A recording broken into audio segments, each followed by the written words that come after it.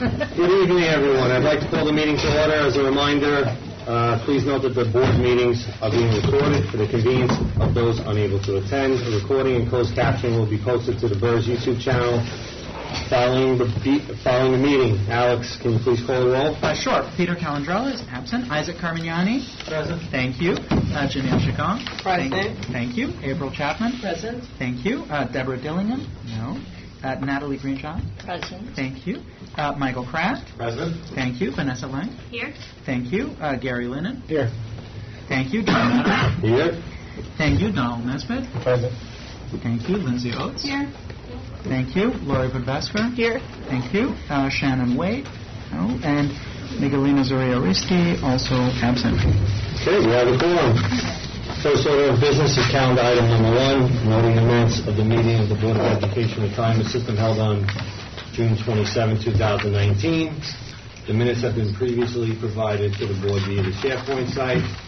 May I have a motion to consider the minutes from the June 27th board meeting? Thank you, Michael. And a second, Vanessa. Please raise your hand if you approve the minutes. Please raise your hand if you do not approve the minutes. Any abstentions? Noted. Motion carries. Next on the agenda is the Executive Director's update. Sandy, would you like to share any remarks with us? Thank you, John, and we have a record turnout today. Congratulations. Thank you very much. I want to thank trustees who attended today's July 31st meeting at Siegel Marco for the investment policy statement, trustee training. A lot of good information. We'll be sharing this with the larger board, but this was a very good introduction to the idea of recreating our investment policy statement and all that entails. Some other things that are happening. August 1st. The Penn Club, New York Pension Employee Retirement System Summer Lunch, titled Where Are Opportunities in Expensive Private Equity Markets. This is a lunch event on a Thursday, October 1st. Trustees are invited. Please coordinate with my office. It's tomorrow. Yep. It's tomorrow. It is tomorrow. Tried not to emphasize that, but... August 5th, in our interns, which we had 12 this summer, they've been visiting. They've been visiting Siegel Marco. I believe they're going to visit the actuary's office. It's very exciting. They're going to be at the CFA Institute on August 5th. Just to let you know what's happening with our interns. They're doing good work. September 11th through the 13th, and CBERS Public Pension Forum is in New York City. That's September 11th through the 13th. It's an educational opportunity, an opportunity to meet other public pension fund trustees and executives. And I'm speaking there. I think I don't know, but I'm speaking there. Some other potential opportunities for education, and CBERS Accredited Fiduciary Program and the related Public Safety Conference is October 26th, 27th, and 9th and 30th. This is in New Orleans. If you have an interest to go, please let me know. Another item also to consider, October 20th, the Custodian and Administrative Employees Charitable Foundation Scholarship Dinner Dance. DC 37 has a similar event. We will be sponsoring trustees who wish to go to this event, and that's October 20th. Got plenty of time to think about that. And then finally, it's a little bit out there, but November 6th and 7th, National Association of Securities Professionals New York Symposium is November 6th and 7th. It's a day-long event on the 7th. It's another opportunity to meet money managers and other trustees. To give you an update on our behavioral marketing project, that contract has been issued to Siegel Marco, who won a competitive bid for that procurement.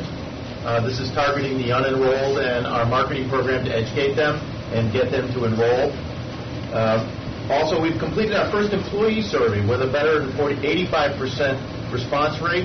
We expect to share the detailed report of the results with the board likely in October, and you'll hear from Michelle Pyram on that. An update on the office. The lease was approved by the law department today. Yay, law department. Thank you very much. Amy? Yay, law department. Now, that doesn't mean we're going to move in fast. We have some IT infrastructure problems to deal with, but it looks like it is inevitable. We will be at 55 water. Also, in your green folders and posted to the SharePoint site is the quarterly Velocity Project update from GTJZ. They are not here. It's all good news. I would ask them to come if it was only bad news. We are on schedule. Remember that the rollout first deployment is in October 2020, but we are on schedule. And then finally, I'd like to introduce our Director of Internal Audit, Aday Ezefili. Aday is going to present some information about the Bolton Audit Report I mentioned last meeting, and she's going to summarize that report for us. And Aday, all yours. Good evening, everyone. Today I'm going to be giving you a presentation of a summary of the report from Bolton Partners.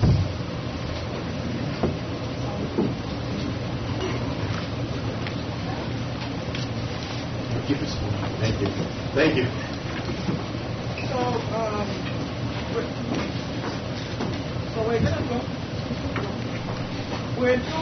we're going to go over the results of the administrative review, and then I'm going to update you on the status of the first engagement recommendations. We're going to go over the administrative review for the second engagement, what the recommendations were, and our responses to those recommendations. And then I'm going to touch briefly on the verification of employer contributions and the experience study. So Bolton Partners is an employee benefits actuarial and investment consulting firm. They were hired by the controller to serve as independent. So they conducted an administrative review of all 5 New York City retirement systems. And of course, we're going to focus on BERS in this presentation. And like I just said, they also did a verification of the 2018 employer contributions that was calculated by the actuary. And they also did an experience study as well. Like I said, I'm going to touch on the key points. The detailed reports are available on the controller's website, and a copy of this presentation is also available on the board meeting SharePoint. So, Bolton conducted a broad review of the administrative procedures and practices of BERS. It wasn't a full-scale audit in that they weren't reviewing individual transactions or going in on a granular level. Rather, they reviewed our transactions on an aggregate level and as a whole. They reviewed our processes for gathering and transmitting actuarial information, performing and certifying pension calculations, how we communicate with our members, how we protect the confidential information of our members, and they also updated us on we also updated them on the status of the prior recommendations that we had. So in general,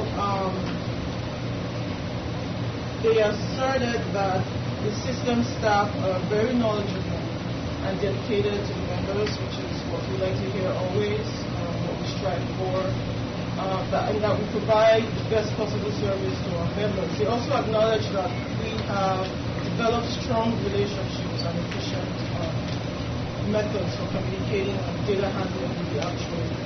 They also noted that BERS has made substantial improvements in the data that we provide to the actuary for valuation. And I just wanted to point out that BERS added a data analytics department last year, and that is the reason for the significant improvement in data. And the data that they're going to get from us this year in a month or so is going to be even cleaner than what we've sent in the past. So just to update you on the first engagement recommendations, the first one was they wanted us to document our internal processes to reflect CPMS. So we moved from our legacy system to CPMS. So we did that, and the Velocity upgrade is going to take care of a lot of what they're recommending here. We as an organization have documented the workarounds that are currently in place, but we didn't think it was expedient to go on a full-scale documentation of processes, especially when they will be changing on some level when the Velocity is up and running.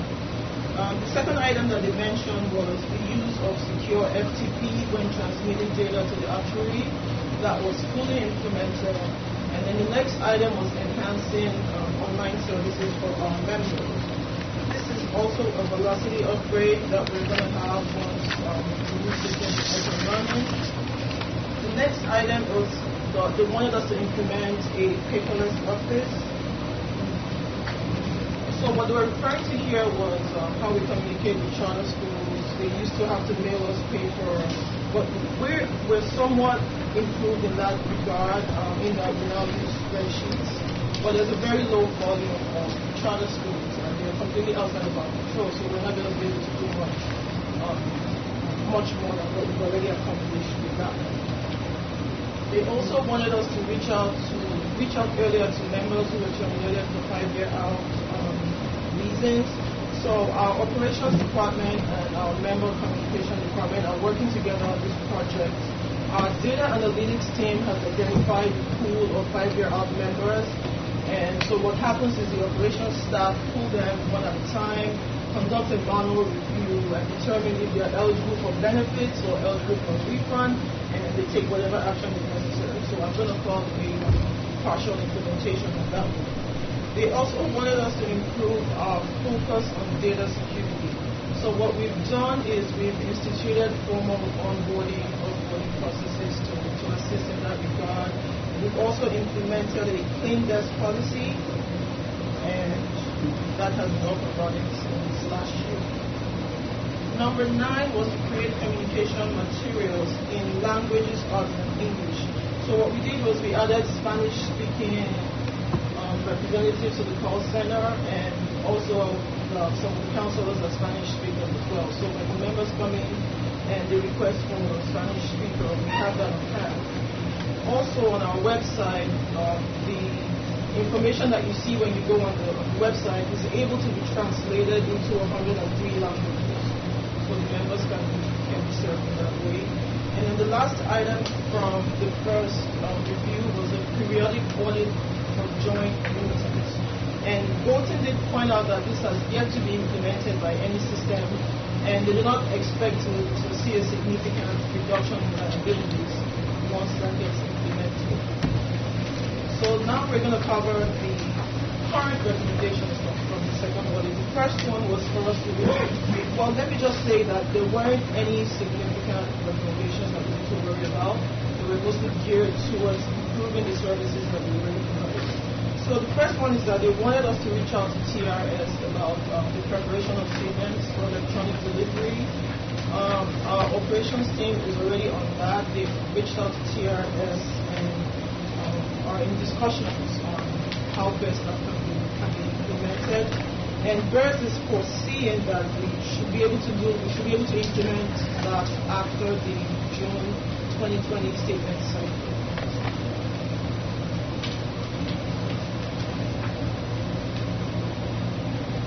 So they also wanted us to work with entities and other agencies that provide member data to BERS. Our quality assurance team is working on this already. They've added 3 new employees who started in June, and I was updated by the QA director, and she mentioned that they are already working on the backlog of cleanup cases, and they're expected to take on more cases as their competencies increase. And the other thing that they're doing is they're reaching out to these agencies, discussing with them and informing them on how we would like to see this data and the patterns that we notice in the data that we receive, and working on solutions to solve that problem. So the third recommendation that we were given was to continue to devote necessary resources to the velocity upgrades, the CPMS, and that as those upgrades are completed, that we ensure that policies, procedures, and processes are documented. This is something that has been on our radar because we also received the same recommendation from our panel who audit us once a year. We actually completed all the recommendations from that audit, and that kind of fed into this, and so this is partially implemented already, and we expect to see this taken care of with phase 2 of velocity upgrades coming up in 2021. And the last recommendation that we have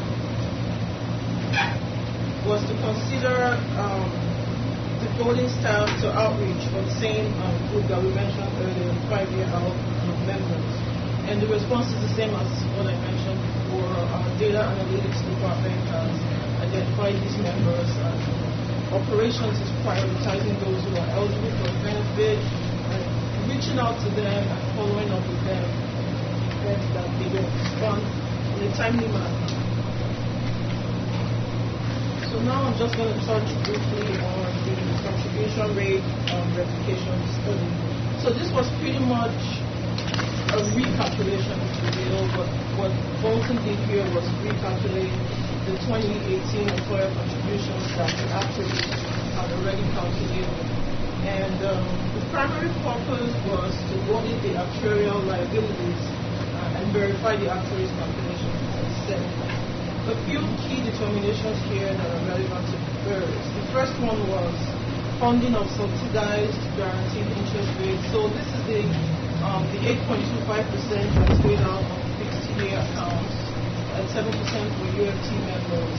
So Bolton is pretty much saying here that if the fund is expecting to earn 7%, but it's paying out 8.25% on some TDA accounts, there's a clear liability there.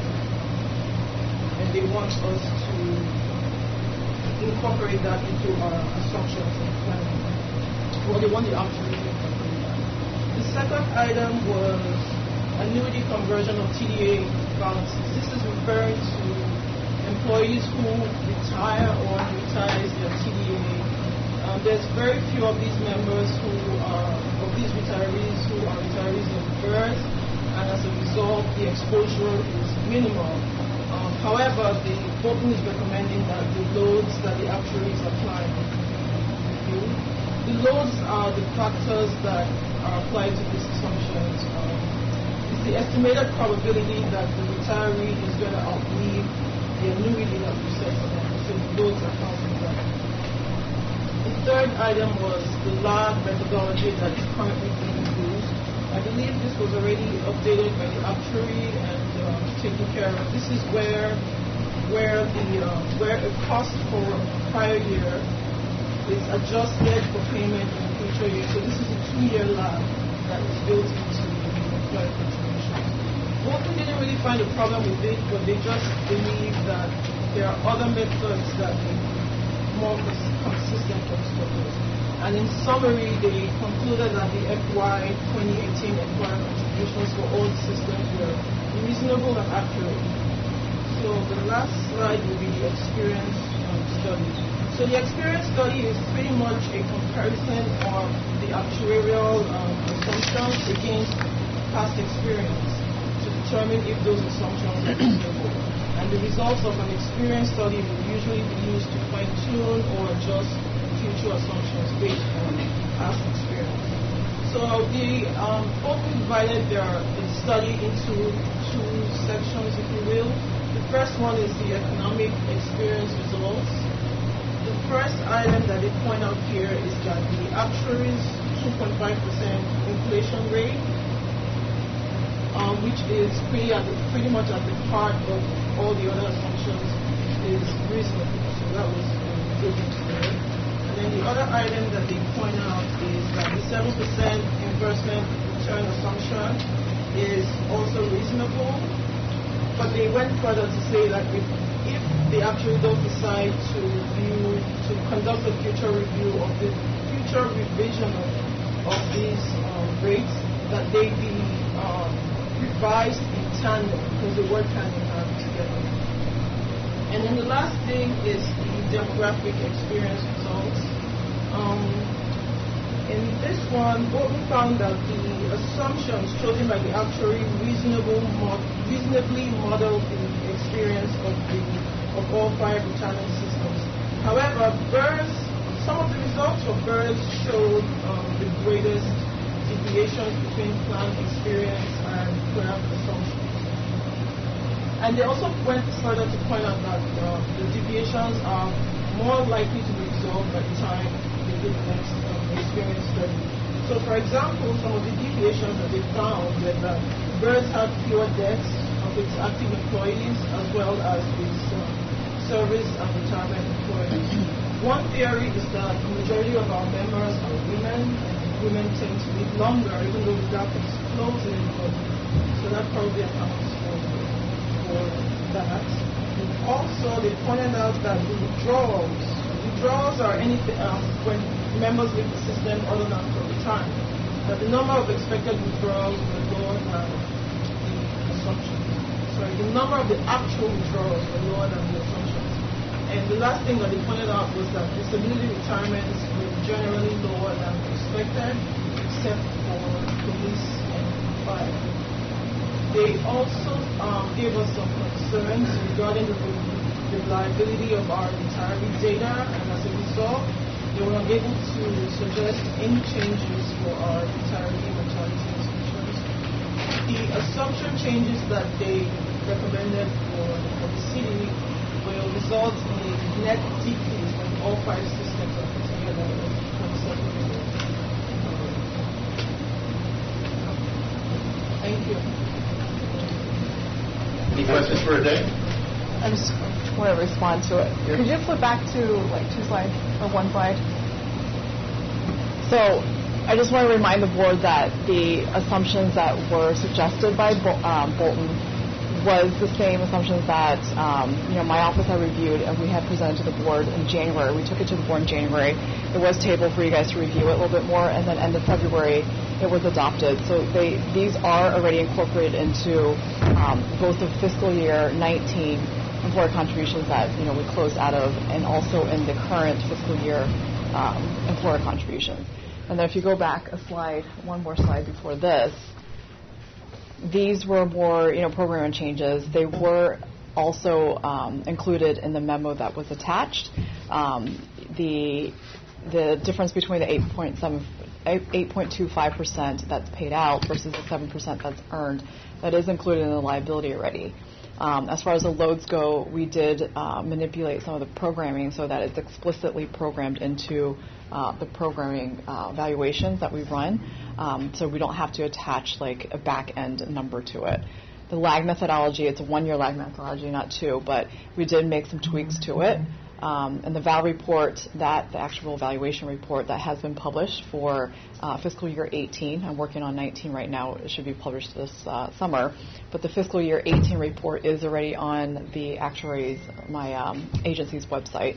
If you guys want a copy of it, you can go there and download a copy. Thank you. You're welcome. Any other questions? Thank you, Day. Thank you. The next item on this evening's agenda are calendar items 2 through 17, ordinary business of BERS. Is there a motion to consider calendar items 2 through 17? Thanks, Don. In a second. Thank you. Lindsay? Alex, can you please tell us about the ordinary business of BERS? When you sit down. These are all the retirements, death benefits, and refunds that the system has processed since the last time the Board of Trustees met. Thank you, Alex. We will now vote on these items. Please raise your hand if you vote to approve calendar items 2 through 17. Any opposed? Any abstentions? Motion carries. Next item on the agenda is calendar item number 18, adoption of the Disability Committee's recommendations. Can I have a motion to consider? Thank you, Vanessa. Second, Janelle. Earlier this afternoon, the Disability Committee meeting met and reviewed 2 cases. The committee is making a recommendation that the board approve its recommendations with regard to these 2 cases. Are there any questions on this item? Okay then, let's vote. Please raise your hand if you vote to approve calendar item number 18. Any opposed? Any abstentions? Motion carries. Next up is calendar item 19, amendment to the authority and procedure of the Disability Committee of the Board of Education Retirement System. Can I have a motion to consider? Thank you, Vanessa. In a second, Michael. The Disability Committee is currently comprised of 6 members. We are proposing that we expand the membership of the committee to 7 members to give the committee additional flexibility to hold meetings when needed. Are there any questions? Great. Let's vote. All those in favor? Any opposed?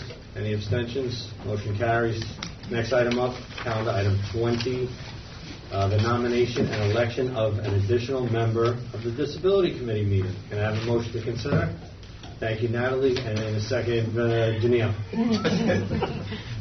Are there any volunteers? Lindsay?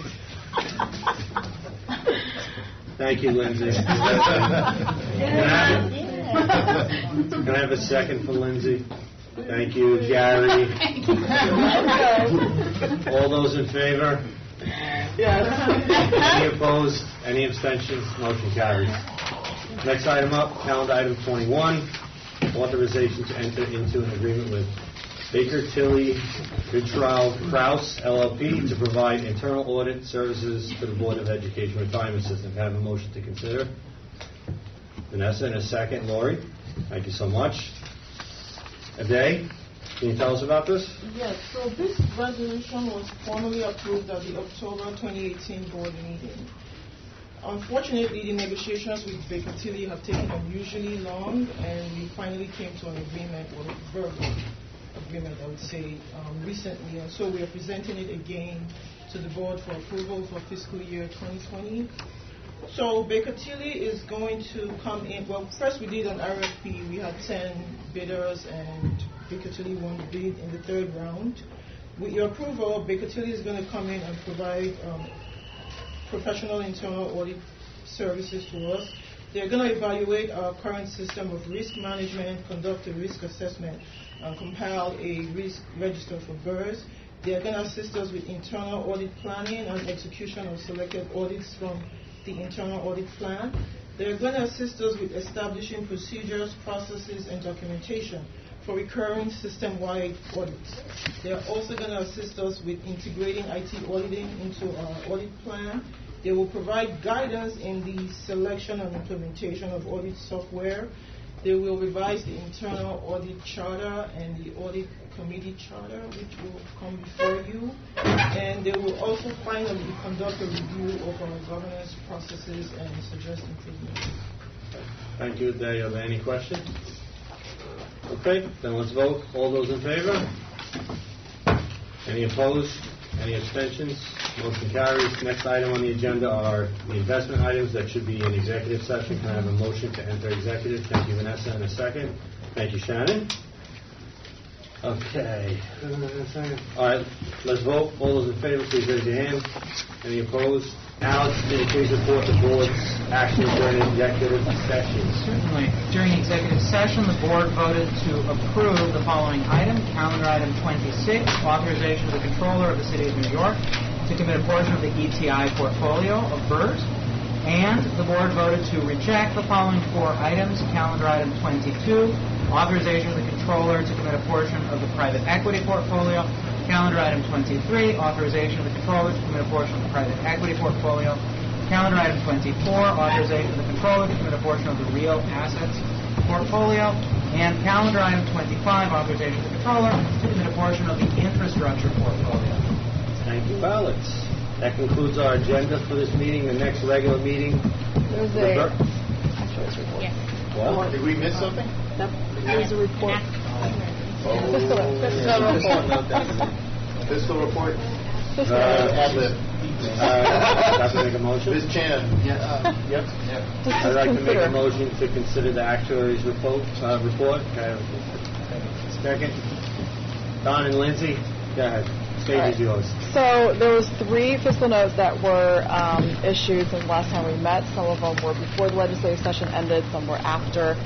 We do work with the state legislative office to see what takes priority. So some of them they didn't necessarily need before the end of the legislation. So that's why some were issued afterwards. But one was concerning the investment cap on foreign equities. If this is like deja vu to you, it's because initially the state had asked for increasing the allowable investments in foreign equity from 10% to 30%, but then they came back and said that we're actually getting buy-in if we change it to 20% instead. So we redid the fiscal note. If you recall, there was no impact, minimal impact to foreign contributions to make this change. So that passed one chamber, but not both. Another fiscal note had to do, the other 2 fiscal notes had to do with the cost of living adjustment. Currently, the spouses are paid half of the cost of living adjustment that the retiree gets once the retiree passes away. This bill would change that to be paid the full amount or the same amount that the retiree would be paid. That amounted to $17.4 million for BERS.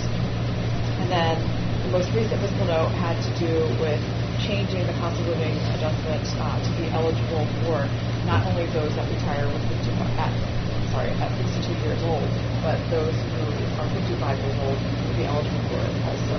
This was about $700,000 for BERS. Any questions for Sherry? Thank you, Sherry. That concludes the agenda. Next regular meeting for the Board of Education Retirement System Board of Trustees will be held on Wednesday, August 28th, right here at MS 131. Can I have a motion to adjourn? Thank you, Lori, and a second, Vanessa. Any opposed? All in favor? Any opposed? Any abstentions? Motion carries. Thank you. We are adjourned. Good evening, and get home safe.